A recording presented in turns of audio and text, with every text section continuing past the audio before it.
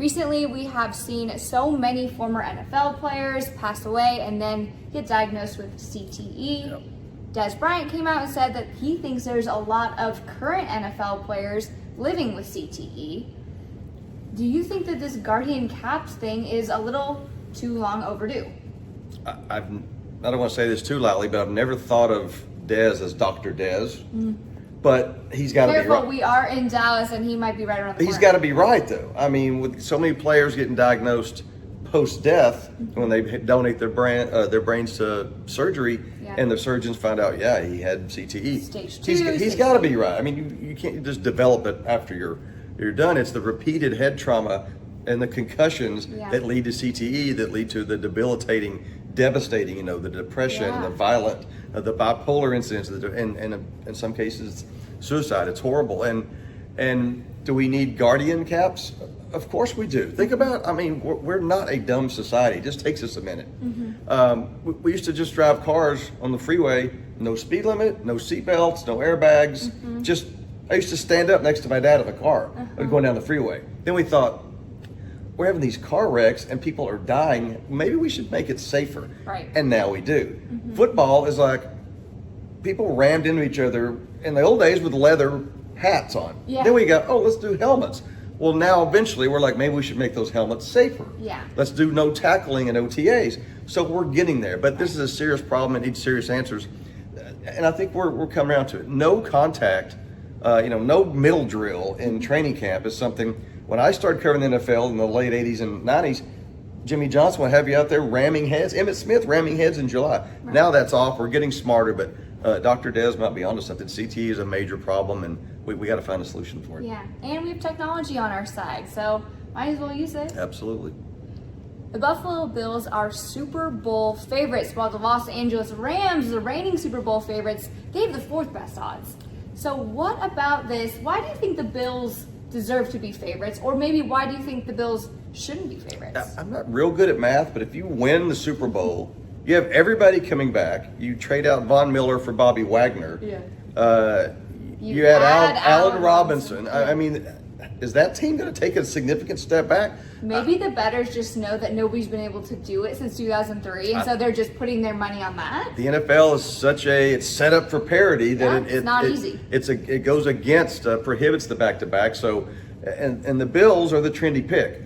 They were 13 seconds away from getting the AFC Championship game. We all know what the Chiefs did in 13 seconds and broke their heart. The Bills added Von Miller on defense. They added O.J. Howard, which I think is a really underrated move, the tight end on offense. And Josh Allen, his trajectory is just going crazy. He's the MVP favorite, and the Bills are trendy pick. I don't know how you go against them. The money says Bills, Rams in the Super Bowl, and we're sitting here in July, but that seems like a smart move. It'll be fun to see in February, to look back on this video and say, Yeah, oh, wow, might have to delete this tape if it doesn't work out. We were so close, or no, we weren't that close. As rookies and veterans report to NFL training camp, it feels like we're just getting so much closer to the season starting. But for those rookies who have never been to training camp before, what are they getting into, and what is a successful training camp for rookies? For a rookie to have a successful training camp, it's survive. Now again, we talked about the rigors of training camp. This is not the old days of 2-a-days in 105-degree heat and running up hills and head-to-head contact and full-speed tackling. Yeah. That was a different animal. This is a safer, kinder, gentler animal, but it's still training camp. It's still 2 days. It's still all this new lingo. They learned it in mini camp, but now they got to learn it live action. Yeah. Full speed in the huddle, now the huddle. So and hopefully you know the playbook too. It might be more mental these days than physical. The way the NFL has kind of softened the physicality of training camp, but it's still an adjustment. These guys, college players, they go through a form of training camp and spring training. It's nothing like this. This is just getting indoctrinated to the speed of the game. Mentally, the speed, the formations, the lingo, and also in and out of the huddle. The time period is shorter than it is in college. Yep. And the packages, they do different packages every single play. So it's just, I think, catching up to speed, being up to speed. Yeah. That's a transition for college players. You have to catch up to speed so that then the game slows down and you can Then you become Tom Brady. Yeah. Takes a minute. Some of them. Takes a minute. Very few of them. When we look at the New England Patriots and quarterback Mac Jones, who's entering his second season, Now he reports back to New England and he's slim. What are your expectations for him this season? Obviously, he doesn't have Josh McDaniel in his ear anymore. Do you think he'll still be able to succeed?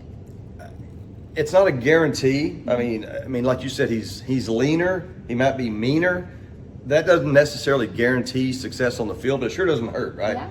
Yeah. There's a picture of him from a year ago to now, and of course it's one of those Nutrisystems before and after, like the worst possible. He's smoking a cigar and he's shirtless and pudgy, and now he's like lean and mean. He got a short haircut. Right. His girlfriend Sophie Scott posted pictures of her in a bikini on their vacation in Bermuda. I think she was like, hey, boyfriend, you got to get it together.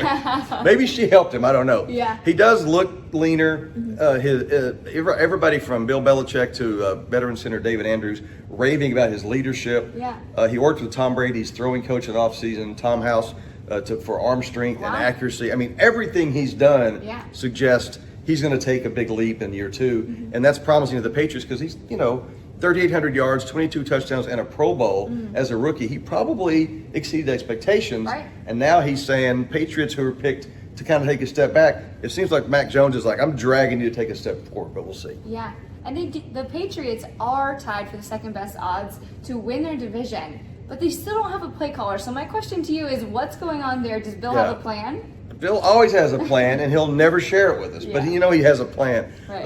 But yeah, Mac Jones, probably some of that success, not probably, definitely some of his rookie success was tied to Josh McDaniels, who's one of the best play callers in the history of the NFL, as Tom Brady. Now he's in Las Vegas as the head coach, and now we're like, is Joe Judge in charge? We've seen what he did last year over the Giants, calling a quarterback draw on 3rd and 9. Is it Matt Patricia, who was 10-29 as a head coach with the Lions?